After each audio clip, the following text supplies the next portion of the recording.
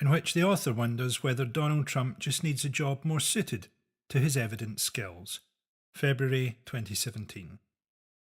Say what you like about Donald Trump, but he's already done things people said were impossible, like made Twitter worse. Looking back, the Harambe situation is the closest working model we have for a Trump presidency.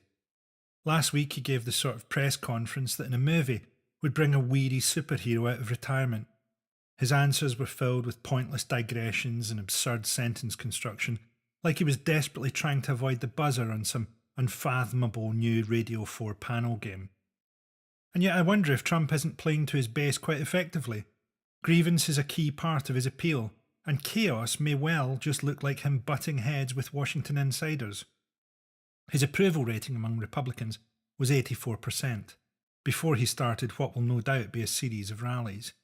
Even Trump isn't stupid enough to think he's still fighting an election, so the assumption has to be he's trying to enthuse his base to create pressure for his agenda on Republicans in Congress. Trump's base are people who believe that the US is a country run by elites, enabled by mainstream media propaganda, which, awkwardly, it is.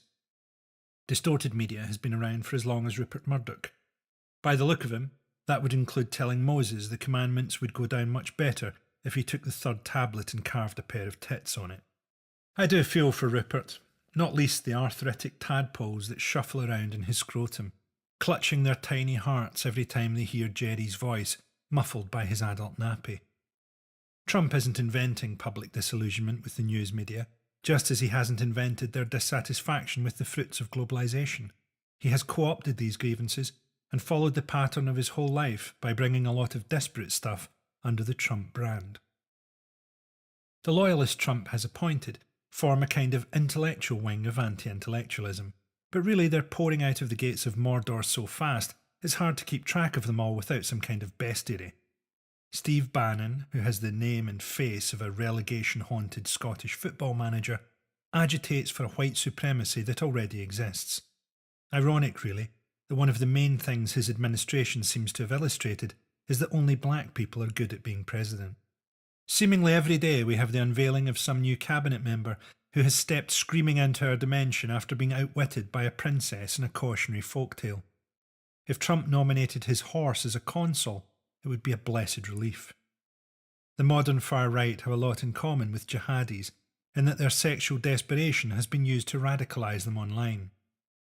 The Brexit and Trump campaigns have been their training camps, the equivalent of a few weeks in some desert barracks, shooting an AK-47 into an old mattress. Imagine the adrenaline surge of feeling responsible for a huge election upset, and then they have to go back to normal life, a life where they look like Joseph Merrick carried a photograph of their face in his wallet as an appetite suppressant, where their mail-order bride heard who she was being delivered to and chewed off her toes just so she had something to block up the air holes in her crate. And so they channel their energy back into the trenches of hate that now pass for political discourse, to where they feel safe and newly empowered. There's never been a better time to be wrong. I sometimes think that the new right have arisen without warning. Then I remember that there were loads of warnings, but I just kept muting and blocking them all. In all the hilarity of Trump, in all the cluelessness of Brexit, in the sheer inchoate, transparent, head-shaking what the fuck of it all, it's easy to forget that we are losing. We sign petitions while they sign executive orders, pass laws, remove regulation. We share pictures of them signing away our rights as caption competitions. And yes, I realise columns like this aren't any more effective. There's obviously a limit to the need for humorous metaphor when describing a society literally being run from a country club. The disillusioned electorate that voted for Trump are right to feel the establishment doesn't care about them.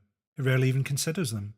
The Democratic Party's response to Trump has had all the zip of an adulterous journalist phoning in coverage of a conference they didn't attend, and there isn't a war he could declare that they won't back. For Republicans, Trump's unpredictability is tolerated because his ideology largely overlaps their own. These are disaster capitalists, and Trump is their unnatural disaster. They look to adapt to and capitalise on the situation as they would try and find profit in any scenario, from hurricane to plague. Whatever happens next, it's certainly not going to be dull or survivable.